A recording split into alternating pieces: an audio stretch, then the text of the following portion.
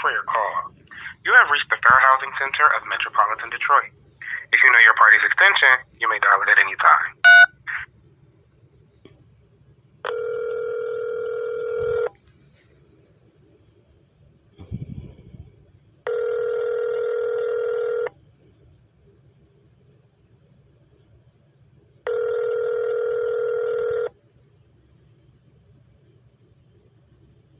Good morning, this is Aaron with the Fair Housing. Hi, Aaron. This is Lisa Renee Salem.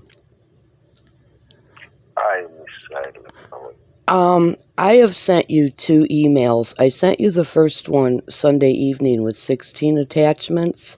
Did you get that? Yes, I got the one that you sent. It should have 16 attachments. Okay, let me check.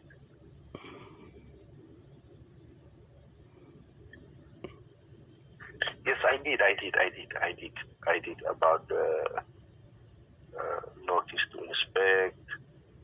I sent you all that. It's in there. 16 documents. Yeah, I did. Oh, Yes, I did. okay. I thought you said you need it.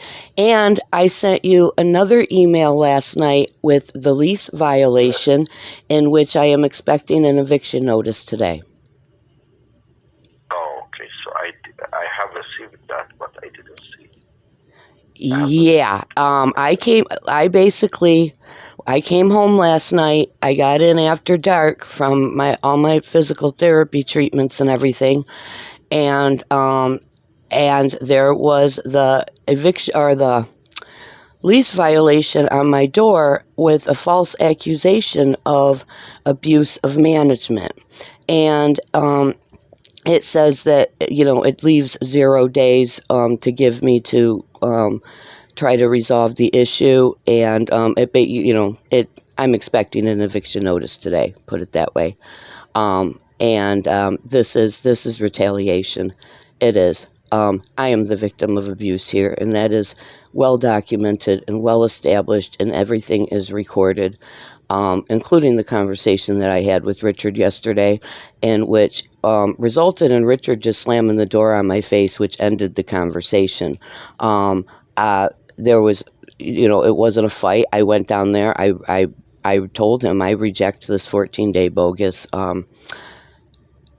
notice that you gave me. I said, first of all, you must give me a 30-day notice first.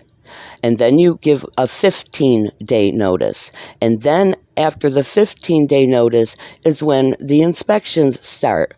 And your contractors need to stop knocking on my door and telling me what they expect out of me, because I'm not able to do it, and I'm not doing it, and they're not supposed to be doing this. It's what it is. It's harassment. They're not even supposed to be coming to do inspections until we've had our 15-day notice, and I haven't even had a 30-day notice. And now they've done the same thing to Sue across the hall, and they are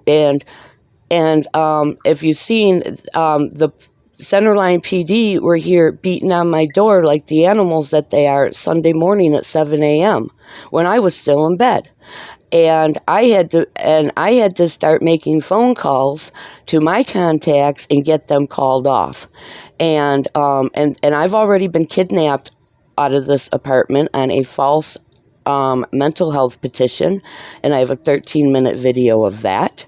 And I was home within hours and cleared. And they have done everything they can to run me out of here. And the reason why is they are paranoid of me being here because of who I am, which they don't even know exactly who I am.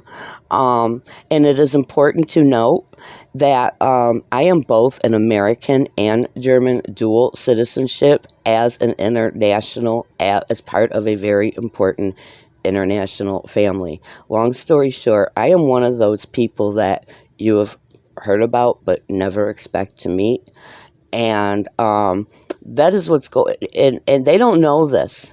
They don't know this. And I'm going after them with treason charges if this stuff doesn't stop. Okay, I've lost 20 pounds, Aaron, since I have first contacted you last October. I have lost 20 pounds. I have internal ulcers, and they had me so sick last week with their beating on my door and their gaslighting and their harassment that my ulcers were all flared up. I vomited for 30 hours straight on an empty stomach, and I was in bed for 6 days, and yesterday was my first day. I was actually up and bathed and back at my appointments. And then I come home to this. They don't stop. They don't stop. And now it's come to this. It's come to exactly what I have been trying to prevent it from coming from ever since October, which is why I had originally contacted you, because I knew eventually this was going to happen. And I have video. I have 2 years worth of documented evidence, and I have recorded videos of everything. I do not deal with them without a body cam, and I do not answer my door without a body cam, anything. Okay, and I have my own protection for no other reason than who my family is, the family I was born into, and they don't know this. And they think they can just treat me like I'm one of these Homeland Security NGO contracted pharmaceutical research retards under a NGO program, and I'm not. I am an independent, mature, professional adult renting an apartment to call a home of my own, so I can live in peace and quiet and rest and recuperation. And I don't go along with all this NGO, health and safety, homeland stuff. I don't go along with it. My health is not the government's business, if you know what I'm talking about. And see, and they got all this program stuff going on here, and I don't participate. And it's literally that's what it is. Okay, you come here, you move in thinking you're renting an apartment to call a home of your own, and you find out you've signed yourself up for some kind of pharmaceutical research psyop, and I'm not going for it. And I have a recorded video from about 3 weeks ago where me and Richard had a 24-hour-minute conversation because the maintenance men kept continuously beating on my door, and I wouldn't answer it because I didn't have any work orders. And then they were leaving notices on my door, which I have saved, saying that they were here for my work orders. Well, I didn't have work orders, and I kept going down and telling them I don't. And any work orders I have had since I've been here, matter of fact, I'm flushing my toilet with a coat hanger hanging out the top of it now because I can't deal with these people. It's easier for me to stick my hand in the back of the toilet tank and manually flush my toilet rather than put in a work order and have to be traumatized and abused by these people. I've been flushing my toilet like that for a month. It took me 8 months to get a garbage disposal, which I only got because you had stepped in, and that was when I got the garbage disposal. And so I kept going down there telling them, please leave me alone. There's no work orders. And so Richard acted all innocent. And he said, well, let me go get a list of what I have from the office and I'll come back. He came out and he read me a long list of manufactured work orders of things that I didn't even have. I needed a bathtub stopper. My closet door was off the track. He still had the garbage disposal on there that had already been placed, and they're like manufactured these false work orders that I never made, just so they can keep coming here beating on my door. There is no rest or recuperation here whatsoever, and it's also important to note, I'm not a Caucasian. I'm a white North African.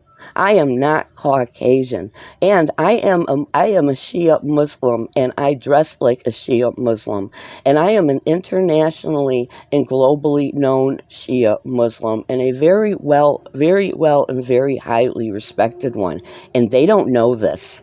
Okay, they don't know this. They know they don't know who I am. They just know I'm somebody, and they're paranoid of me being here, and they don't like it because not only do I stand up for my own rights, but I tell these other people what their rights are, and I have been giving out the fair housing information, and this is why they sent the police over here. This is why they give me the bogus notice, and this is why it's come to this, because what I'm doing, I have literally passed out the fair housing information to numerous people here, and I have explained to them their rights, and I have directed them to view the contract, and that is how Sue ended up contacting you.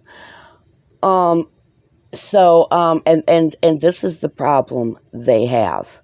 And because they anticipate on the people here either being too intimidated or too drugged up in these NGO programs to know their rights and defend their rights, and this is something else. So I'm expecting an eviction notice today. I'm expecting a unlawful eviction notice to be unlawfully, wrongfully displaced from my home in retaliation. And it's important to note that they are all black. There is not one single staff or employee here that is white. The whole maintenance crew is black. The entire office is black. The service coordinator is black. The cleaning lady is black. There is no white people in charge here, and it is all the white people that live here who are the minority who are all targeted.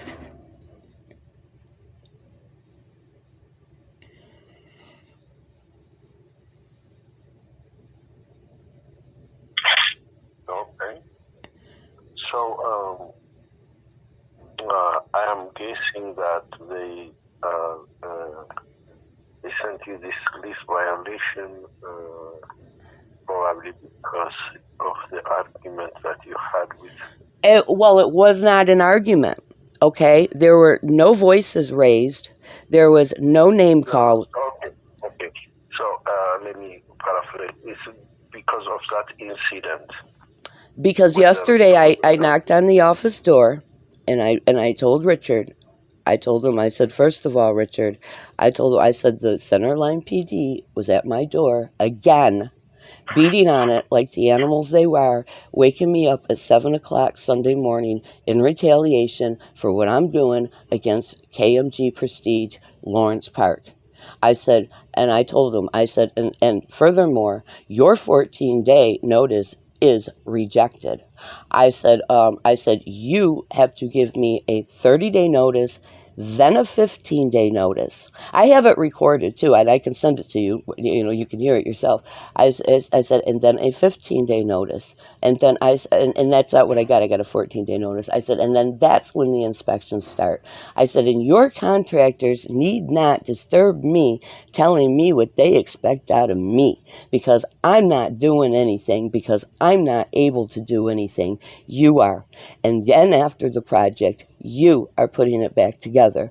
I said, and I am going to be housed in a hotel, and I am going to have whatever meal allowances that are supposed to come with that. And he never said a word. He started making faces and doing that narcissistic head shaking, like, oh no, nobody's getting a hotel, which is what he told Sue too. He told Sue that they didn't get the funding from HUD. Well, yeah, they did. And from HUD and MISTA. Yes, they did. And so he started that. And I said, you know what? I said, make no motherfucking mistake about it, Richard. And Richard slammed the door, and that was the end. I walked away. There was no argument. There was no threats, no name calling. There was. So you said like. The F-word? I did, and it was by complete accident, and it wasn't as a name or a threat or anything. It directed towards Richard, and you know what? It was an absolute complete accident as a result of the ongoing targeting and the ongoing abuse against me and the numerous attempts that I have tried to put an end to this, and I've told Richard, I am on recording begging Richard, please just leave me alone and let me live in peace. There's a reason why I've been here 2 years and we've been through all this stuff and I haven't had a lease violation until now. Okay, because I'm not the troublemaker. I'm not the problem. I'm not the one that goes around here fighting with people. And I'm not the abusive one. And so, after all of this, and, all of this physical, mental, and psychological distress and anguish, yeah, the F word came out. And it came out in the sentence of make no motherfucking mistake. And I was going to continue to tell him per the contract, for the MSHA contract and a reasonable accommodation, yes, I am being housed in a hotel and I am not accepting this 14-day notice that is bogus. But I didn't get that point because he slammed the door on my face, which is what Richard does when he has his power taken away. He's done it before, and then that was it. I walked away and ended the recording. And then I came home and about 9 at night, and the lease violation was on my door. But, I've been reporting this for 8 months on top of all the documentation and the videos I have. They have stole my rent 3 times, and I have it videoed. I've caught them. I have videos going back all 3 times of this, and they just did it again with March's rent. While the assistant manager Shayla stood behind the glass 16 days after holding my uncashed check, waving it in my face, dancing, taunting me. Okay, so yeah, I'm taunted, I'm targeted, I'm retaliated against, I'm discriminated against, and it's persecution. Okay, it's not just discrimination. I am discriminated for persecution. This is what it is, and I have been kidnapped out of here already. And I live in this apartment in fear of my life. Aaron, there's no lock. There's no way to safely lock ourselves inside the door. And all the Centerline PD and everything has master keys to all apartments, which is how I got kidnapped out of here. And I now live, and I've been living for the last year with my door barricaded from the floor up, from the inside out. And I do not leave and when I have breaks in between with my physical therapy, like when there's like a month or 2 lapse in my insurance and I have to take a break, I don't leave my apartment for sometimes days or 2 or 3 weeks at a time. Or I do my laundry at midnight. I leave to go grocery shopping on the weekends to avoid going down there. This is the conditions I've been living in, and I have been trying to put an end to this, a peaceful end to this. And you know what? I don't want money. I want to sue, and I don't want money. I want to sue for $1, and I want a written apology, and I want that lease violation removed, and I want to live here in peace as the rent-paying tenant that I am.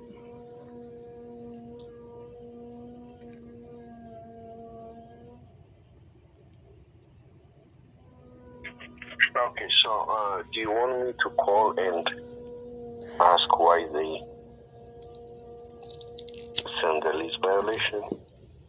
Well, I'm telling you why, and I'm telling you what he is using to take advantage of that. It would be, it's absolutely detrimental to my survival.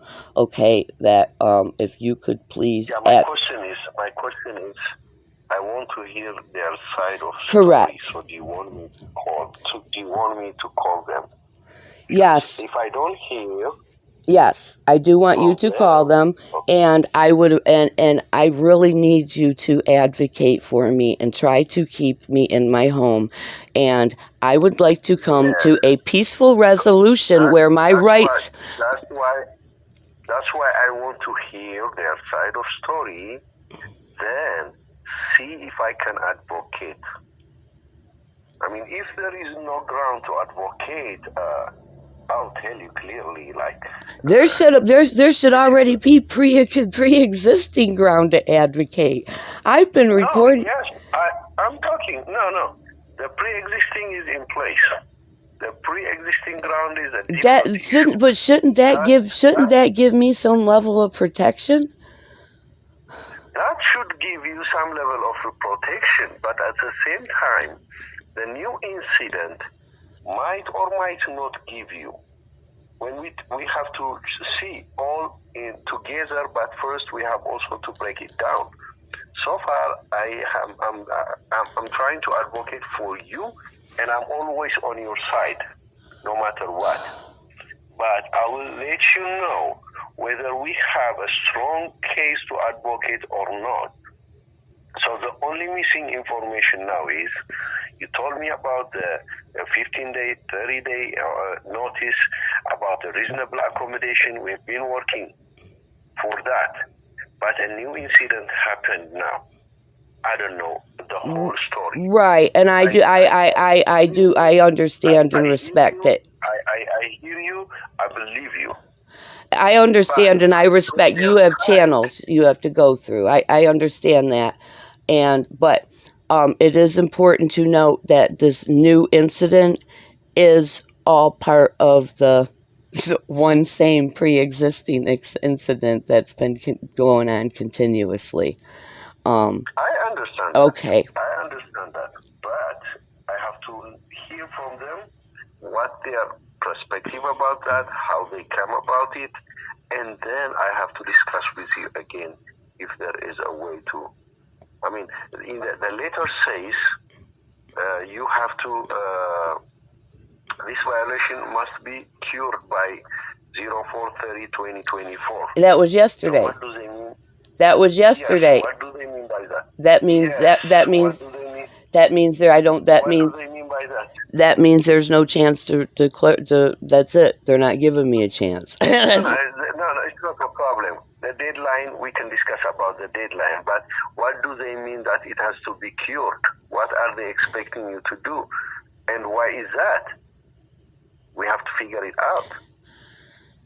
Okay. All right. I'm sick over this. Should I not be sick over it? Should I take a deep breath and relax? Be honest with you. Relax and let me call them. Because if it's quite possible that I'm probably going to go homeless in 30 days, I need to start. Then I don't have time to take a deep breath. That's why I need to call. I need to start the process now. I need to call them, hear to what they have to say, and see if there is a way to address this issue to avoid being homelessness. So let me go ahead, without further ado, let me go ahead and call them and discuss with them. Okay, now I think the office doesn't open till 10. They hide in there like it's Fort Knox Gold, and they change the hours. So if you can't get a hold of them now, it might be 10 they're there. They hide in there. So they got a big sign on there. We're not allowed to call them until 10, put it that way. So, I just wanted to let you know that in case you didn't get a hold of them. Okay, it's 10 now. I'll call them after 5 minutes or 10 minutes, okay? Okay. And get back to you. I appreciate you. Thank you. All right. Bye-bye. My pleasure, Miss Lisa. Thank you.